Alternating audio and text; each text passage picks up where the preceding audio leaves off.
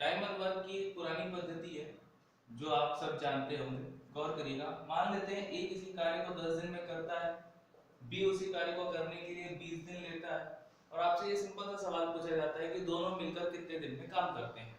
तो हम निकालते हैं पहले ए का 1 दिन का कार्य, वो आएगा 1/10, बी का 1 दिन का कार्य 1/20, और इन दोनों को जोड़ने से हमें जो रिजल्ट मिलता है वो क्या होता है, 10 और 20 का एलसीएम आएगा 20, यहाँ आएगा 2 और यहाँ 1। ये रिजल्ट देगा आपको 3/20, और हम टोटल बोलते हैं, टोटल डेज हम क्या लिखते हैं 20/3, इसी को हम लिख सकते हैं 62/3 डेज। ठीक है ना, इस मेथड को हम बोलते हैं टाइम डिपेंडेंट। अगर हम इस टाइम डिपेंडेंट को बदल दें वर्क एबिलिटी पे, तब क्या होगा। सबसे पहले हमें ये जानना पड़ेगा कि टाइम एंड वर्क को सॉल्व करने के लिए जो बेसिक फॉर्मूला होता है वो होता है वर्क एबिलिटी इनटू टाइम बराबर वर्क। अब ये वर्क कुछ भी हो सकता है ना, वर्क डन, टोटल वर्क और रिमेनिंग वर्क, ये कुछ भी हो सकता है। वर्क एबिलिटी वो होती है जो एक व्यक्ति एक दिन में जितना कार्य कर सकता है वो उस व्यक्ति की कार्य क्षमता होती है। टी मतलब समय, टाइम, ये वो चीज है जो एक व्यक्ति कार्य को खत्म करने में समय लेता है। अगर मैं इन दोनों का रिलेशन देखूं, मान लेते हैं वर्क इज कांस्टेंट, तो मुझे एक सिंपल सी चीज मिलती है, वो ये है कि work ability is inversely proportional to time.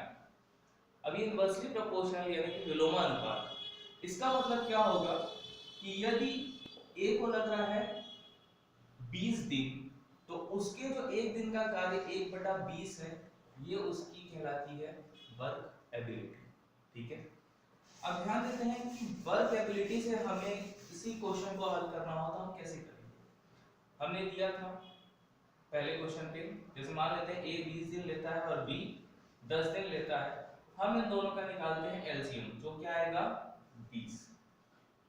फिर हमने फॉर्मूला पढ़ा है sorry, for a work ability into time equal to work.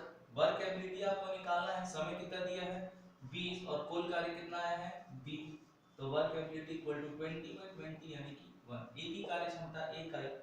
उसी तरीके से अगर मैं बी की बात करता हूं, work ability into time equal to work, तो वर्क एबिलिटी इनटू 10, तो work ability equal to B की कार्य क्षमता कितनी आई 2।